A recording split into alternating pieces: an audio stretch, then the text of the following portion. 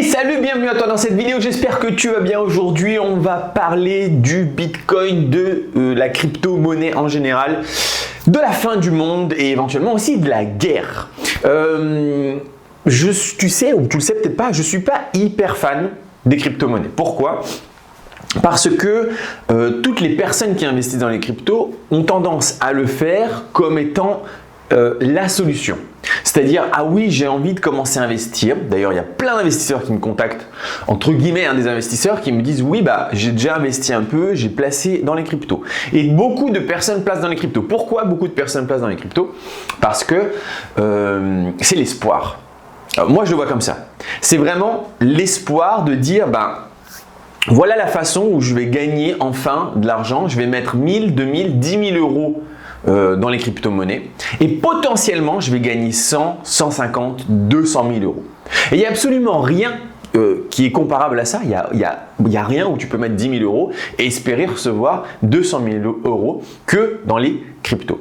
Et donc, ça attire énormément de personnes qui ont le souhait de faire ce qu'on fait, clairement de vivre de ses rentes, de gagner de l'argent en investissant, mais étant donné qu'ils ne savent pas vraiment les vraies bonnes techniques, qu'ils n'arrivent pas à avoir d'autres solutions vraiment rentables, parce que nous, on va exactement faire la même chose, c'est-à-dire qu'on va investir au début dans les 10 000 euros pour au bout d'un moment avoir 200 000 euros, mais avec totalement des autres techniques. D'ailleurs, ça ne va pas prendre le même temps et surtout, on va savoir quand est-ce qu'on aura nos 200 000 euros parce qu'on fait quelque chose de carré, on sait d'avance un petit peu tous nos investissements, combien ça va nous rapporter, sur quelle période de temps, donc on est vraiment... on sait ce qui va se passer. Alors que dans les cryptos, on ne sait pas. Peut-être que ça va marcher, peut-être que ça va marcher. En tout cas, que ça va pas marcher. En tout cas, c'est vraiment un marché avec beaucoup de particuliers et qui sont énormément basés sur l'espoir. Et rien d'autre en fait. Parce que qui a vraiment envie d'investir dans le Bitcoin ? En termes de technologie, qui est genre là, ah ouais, c'est l'avenir. Alors il y a plein de gens qui disent ça. Oui, c'est l'avenir, parce que c'est un peu le discours commun. C'est l'avenir, la décentralisation, c'est ça qui va prendre le dessus un jour. Et donc là, c'est comme si on investissait sur Internet dans les années 2000. Et donc, c'est vrai, c'est trop bien, il faut investir là-dedans. Mais la réalité vraie, c'est juste que le mec qui a mis 1000 euros, il espère gagner 50 000 euros. C'est tout. Il s'en fout de savoir s'il doit payer en euros ou en bitcoin un jour. Il s'en tape. C'est pas ça qui va changer sa vie. Donc, ce qui va changer sa vie, c'est le fait de spéculer. C'est le fait de dire, mais avec 1000 euros, je peux gagner 50 000 euros. Et c'est effectivement possible. Ça s'est déjà vu énormément de fois. Et donc, tout le monde va dans cette direction. C'est pour ça que je suis totalement contre.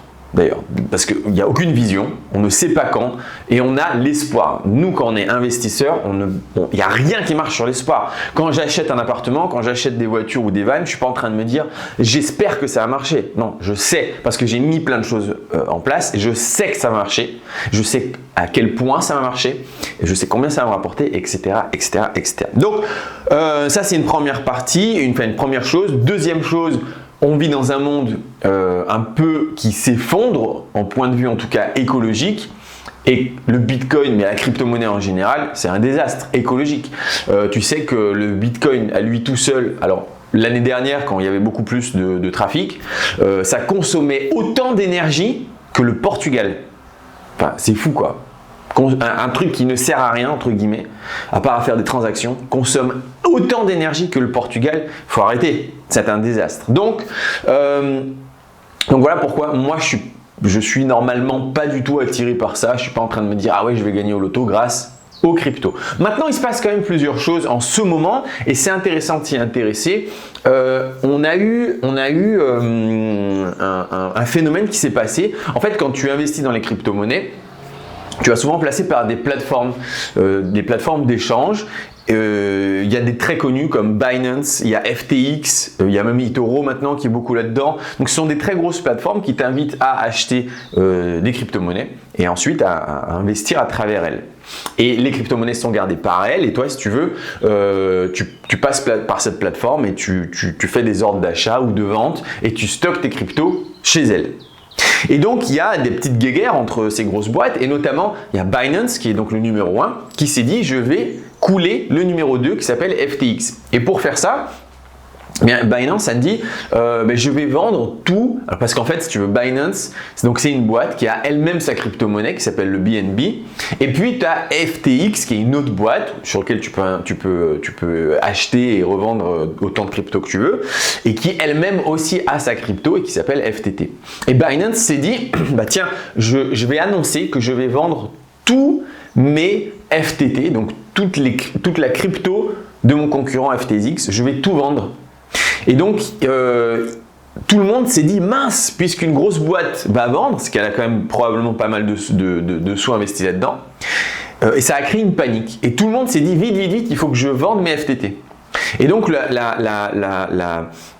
la crypto de FTX s'est écroulée et bien sûr, sa capitalisation à la boîte elle-même en FTX était aussi basée beaucoup sur sa propre crypto. Et donc cette deuxième gigantesque entreprise est au bord de la faillite au moment où je te fais cette vidéo. J'ai même pas regardé les news, j'ai regardé un peu hier mais j'ai pas regardé aujourd'hui, peut-être même qu'elle a déjà fait faillite et elle ne peut même plus donner d'argent à les autres personnes qui avaient acheté n'importe quelle autre crypto, que ce soit Ethereum ou Bitcoin ou n'importe quoi. Donc tout le monde se dit mais est-ce que moi je vais pouvoir retirer mon argent? FTX est en train de faire totalement faillite, de s'écrouler. Le propriétaire de FTX, je crois qu'il s'appelle Banksman, lundi, il avait 16 milliards de dollars. C'est-à-dire que sa fortune s'élevait à 16 milliards de dollars. 3 jours après, sa fortune personnelle vaut moins de 1 milliard, je crois que ça vaut 900 ou 800 millions d'euros. Bon, ça reste un beau capital, mais il passe de multimilliardaire à millionnaire en l'espace de 3 jours. Et c'est assez fou, hein. J'ai jamais entendu parler d'une histoire où les mecs, il a 16 milliards et il se retrouve avec quelques millions. Mais en 24 heures, je crois vraiment que ça s'est passé en 24 heures. Donc pourquoi? Parce que si tout ce système de crypto-monnaie n'est pas régularisé, il n'y a pas vraiment de règles, de lois qui sont vraiment strictes et définies. Donc c'est un peu le Far West et des choses comme ça peuvent se passer. Donc qu'est-ce que ça a donné? Écoute, le fait que quand il y a une mauvaise nouvelle dans le monde de la crypto, en fait, c'est une mauvaise nouvelle pour tout le monde. Et donc là, en ce moment, le Bitcoin, qui est la plus grosse crypto, a fortement baissé aussi. On est aux alentours des 16 000 $, donc ça commence à être très bas, sachant qu'il y a un an, on était quasiment à 70 000 $. Donc il y a vraiment une grosse perte. Maintenant, ça c'est une info. Et si je voulais aussi te parler de la guerre, et si je voulais aussi te parler de la fin du monde, c'est parce que, encore une fois, pour moi, attention, c'est que mon opinion. Voilà, c'est que mon opinion. Pour moi, le monde de la crypto, c'est vraiment le monde de l'espoir. C'est, comme je te l'ai dit en début de vidéo, c'est pour trouver une solution pour quitter la rat race. Parce que j'ai investi 1 000 € et je vais gagner 50, 100, 200, 300 000 €. D'accord? Donc c'est un business basé sur l'espoir. Et ce qui est en train de se passer en ce moment, économiquement parlant, il y a énormément de choses qui peuvent être stressantes. Tu as l'inflation qui explose partout en Europe, partout dans le monde, et donc en France forcément. Tu as la crise écologique qui est de plus en plus présente. Je pense qu'il y a encore une dizaine d'années, moi j'étais déjà pas mal sur l'écologie, tout le monde disait ouais. Aujourd'hui, je sens que tout le monde en parle dans tous les sens. C'est vraiment quelque chose qui est présent et qui est un problème qui est tellement gigantesque que c'est hyper anxiogène. Tu sais que normalement le GIEC nous a informé il y a de ça en 2019, aux alentours de là. En 2019, le rapport du GIEC nous a dit on va devoir baisser notre production de CO2 de 5% tous les ans. Et ce jusqu'en 2050. Tous les ans, il faut faire 5% de moins que l'année dernière. Bon, ça veut un peu rien dire pour nous. Qu'on se dit, ok, qu'est-ce que c'est 5%? Boum, Covid. Le Covid est arrivé, le monde entier s'est arrêté.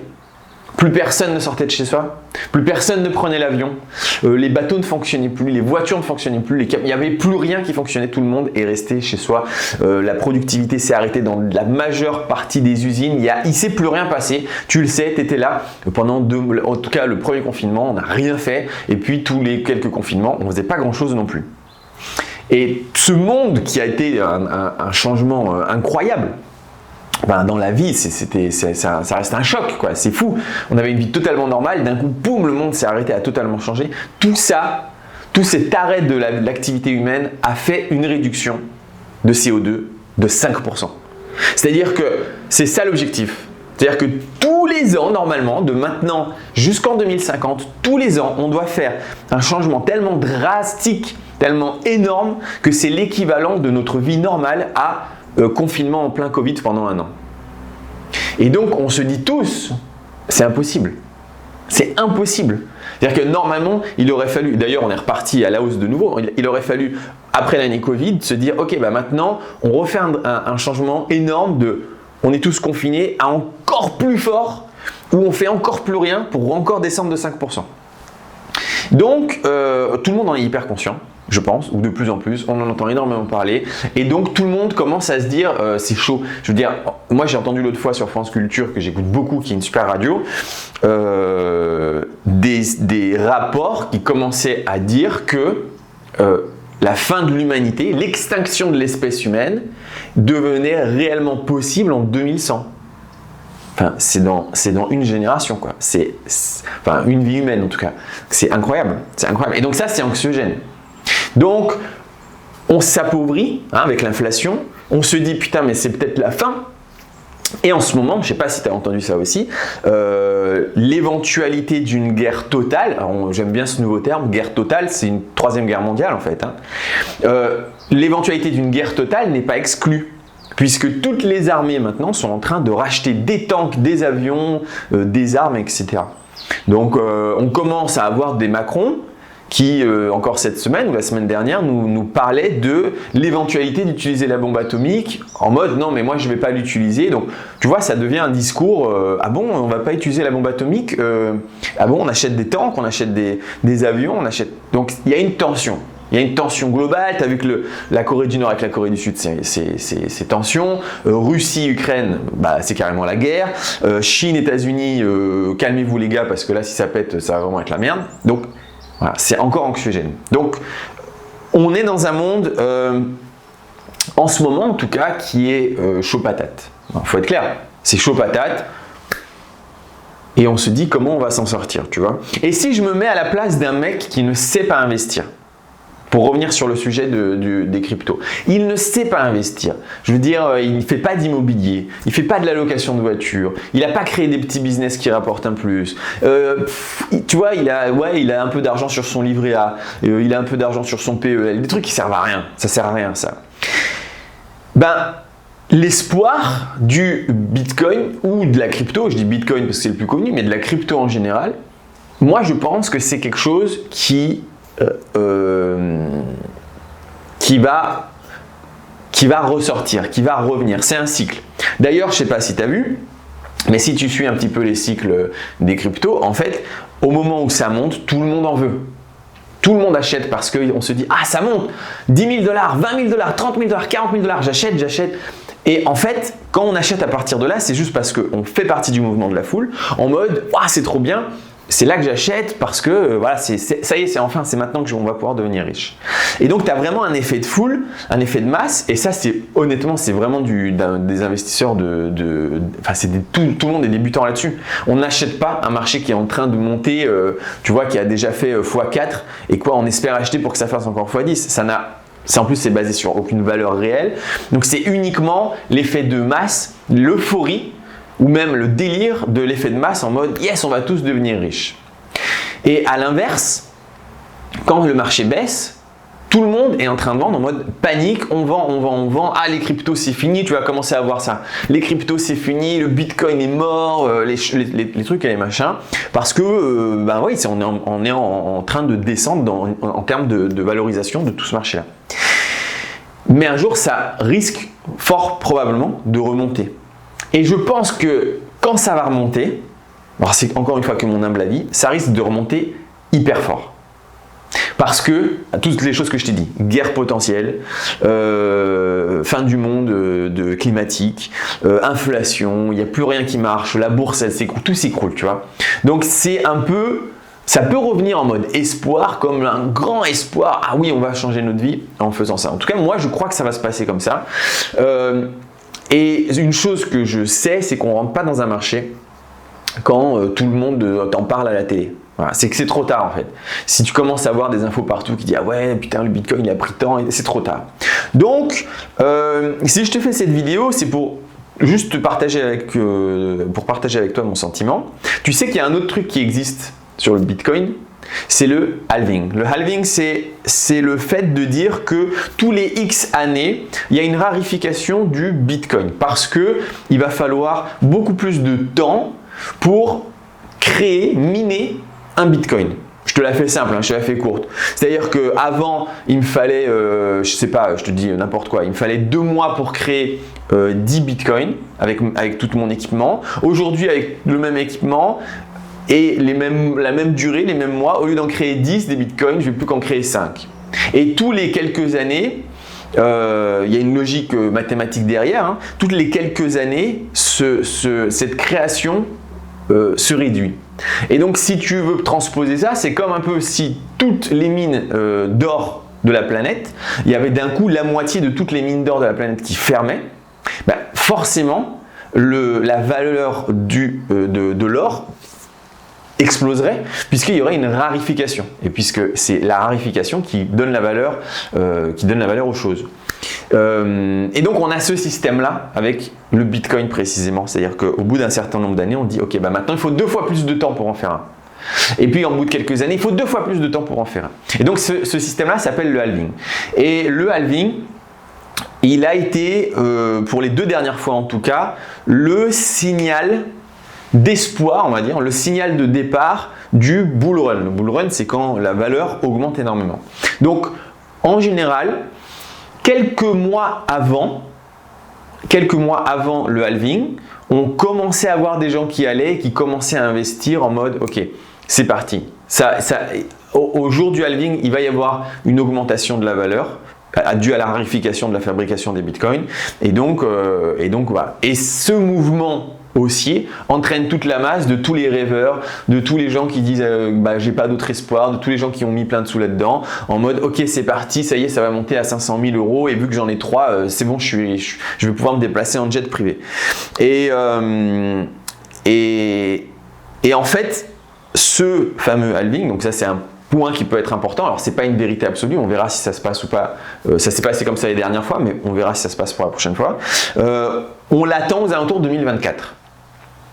Donc, plus ou moins dans un an et demi. Aujourd'hui, le marché est en train de baisser. Donc, normalement, on ne rentre pas dans un marché baissier.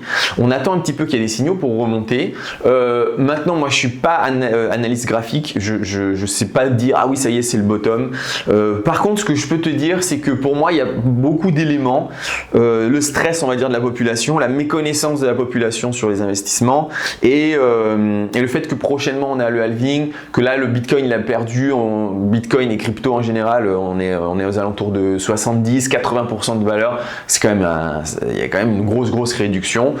Donc moi perso, je vais commencer à remettre de l'argent doucement, tranquille, dans la crypto en général, en essayant évidemment de choisir les cryptos un petit peu solides. Je veux pas un truc qui disparaisse. Et je partagerai avec toi quand je commencerai un petit peu à me lancer. Là, je suis en train de me dire, tiens, je vais peut-être commencer à rentrer parce que Bitcoin à 16 000 $, c'est quand même pas grand-chose. Surtout suite au fait que, bah voilà, il a perdu 70 ou 80% de sa valeur. Et qu'on est dans un monde hyper stressant. Il y en a qui vont me dire en argumentation, il y en a qui vont me dire, oh non mais attends, tu nous fais chier avec ton Bitcoin ou tes investissements. Si c'est la guerre, qu'est-ce qu'on fait? Si c'est la fin du monde, qu'est-ce qu'on fait? En fait, ça n'est pas la fin du monde, ça n'est pas la guerre. Et donc ça sert à rien de se dire que ce qu'on fait. Je veux te dire que si c'est la guerre, tu auras beau avoir planté des graines chez toi, avoir fait un trou, en fait c'est la guerre quoi. Donc tu as une chance sur 10 000 de survivre probablement. Tu vas te prendre des obus dans tous les sens. Enfin, tu vois les images des villes totalement rasées en Ukraine, les mecs qui ont fait des caves, bon. Ok, tu vas peut-être survivre, mais c'est pas une vie, donc on s'en fiche en fait. Si c'est la guerre, bah, on fera la guerre et on arrêtera de parler d'investissement. Et si c'est la fin du monde écologique, bah, bon, ça c'est pas si, hein, ça va arriver, c'est sûr. Donc il faut absolument d'ailleurs que tu investisses de manière écologique. C'est pour ça qu'en plus, tu vois, le Bitcoin, Je suis très controversé, hein. Je suis très hésitant parce que je me dis c'est une consommation d'énergie. En même temps, c'est juste rester 1 an ou 2 sur ce truc-là et puis sortir. J'attends pas que ça monte à 4 milliards. C'est juste histoire de prendre un peu de sous pour peut-être éventuellement les réinvestir dans des choses écologiques. Tu sais qu'on est en train de créer un projet écologique, je t'en parlerai prochainement. Donc si ces problèmes arrivent, bon ben on verra à ce moment-là. Ça sert à rien de se dire ah ouais mais ça sert à rien d'investir, ça sert à rien d'entreprendre puisque peut-être il y aura la guerre, peut-être il y aura la fin du monde. Bon en fait on verra à ce moment-là. Tu vois. Donc voilà, donc tout ça pour t'informer que je pense ce serait intéressant pour toi que tu regardes ce marché des crypto-monnaies en général, que tu t'y intéresses. Je ne suis pas un spécialiste des cryptos, donc je ne vais pas te faire 1 milliard de vidéos avec ça, mais regarde, il y a plein de mecs sur internet qui font des bonnes vidéos. N'oublie pas, absolument n'oublie pas que tout le monde sur internet a une casquette, il y a plusieurs casquettes, mais a aussi une casquette d'influenceur. Les mecs te disent c'est cette crypto là qui marche. N'oublie pas que moi je reçois des demandes comme ça toutes les semaines d'entreprises qui fabriquent leur crypto et qui disent mec you, est-ce que tu peux parler de cette crypto sur tes vidéos? Comme ça les gens vont acheter. Donc ça c'est le mec n'a pas fait une analyse, le mec a reçu un chèque et c'est pour ça qu'il t'en parle. Et qui va dire que c'est trop bien parce qu'il a reçu un chèque et un virement. Donc n'écoute pas genre ah c'est cette crypto là qui va marcher, mais intéresse-toi un petit peu à tout ça. En ce moment je pense que ça peut commencer à être bien. Ne mets pas tous tes œufs dans le même panier. L'investissement en crypto c'est un petit boost, mais c'est clairement pas ce qu'on nous on fait parce qu'on ne sait pas la suite. Moi perso je vais pas mettre plus de peut-être 3-4% de mon patrimoine. Tu vois, et max quoi, et c'est tout, basta. Donc c'est un petit boost. Mais les vrais investissements, c'est pas comme ça. D'ailleurs, ce dimanche, si tu n'étais pas là à la conférence de dimanche dernier, je refais une conférence à 18h parce qu'on a eu des bugs et au début on a perdu énormément de monde, il y a eu un bug, on a compris le bug donc il n'y aura plus de bug. Donc ce dimanche à 18h, je te mets le lien dans la description, il y a un webinaire, c'est en direct, tu vas pouvoir me poser des questions. On va parler un peu de la stratégie globale de ce qu'on fait sur cette chaîne pour vraiment comprendre un petit peu la corrélation et la cohérence entre l'immobilier et la location de voitures. Ça peut être les cryptos, ça peut être le business, etc. Tu vois que tu es vraiment une carte de quoi faire, comment faire, qui fait quoi, à quel moment, pour essayer d'avoir vraiment une vision. Et derrière, on pourra même éventuellement s'appeler. Alors, ceux qui ont été là la semaine dernière, c'est mon équipe qui avait appelé beaucoup, plus que moi. Maintenant, ce sera que moi. Je vais arrêter avec l'équipe. C'est moi tout seul qui fera les appels, mais j'en ferai vraiment pas beaucoup. Par contre, voilà, hein, viens à 18h, je te mets le lien dans la description. C'est un webinaire qui va durer une bonne heure et je vais essayer de te montrer vraiment quelque chose qui manque énormément, c'est le plan d'action. Donc je vais me focaliser là-dessus, je vais te parler du plan d'action de l'investisseur, par quoi tu dois commencer et c'est selon ta situation en fait. Un mec qui est au CDI n'aura pas la même situation qu'un mec qui est au chômage mais qui a de l'épargne, qu'un mec qui est au chômage qui n'a pas d'épargne, d'un mec qui a énormément d'argent, d'un mec qui n'a pas d'argent. Chacun a sa situation et il a une porte d'entrée différente dans le plan d'action pour être réellement efficace. On en parle dimanche à 18h. Intéresse-toi aux cryptos. Commence éventuellement à mettre un peu d'argent, un peu, peut-être 50, 100 euros une fois de temps en temps, une fois par mois ou quelque chose comme ça. Intéresse-toi à ce monde. Moi, je pense qu'il y a pas mal de choses qui font que ça peut commencer à être intéressant de re-rentrer sur ce marché.